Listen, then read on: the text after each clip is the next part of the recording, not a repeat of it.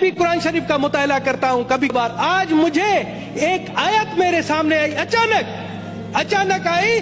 میں آپ کی اجازت سے چاہتا ہوں کہ وہ میں سنا دوں اردو ترجمے.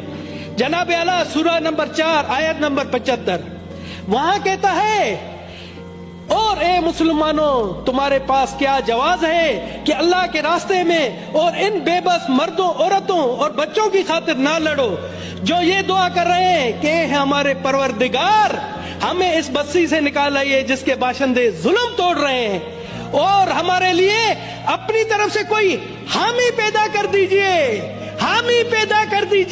اور ہمارے لیے اپنی طرف سے کوئی مددگار کھڑا کر دیجئے.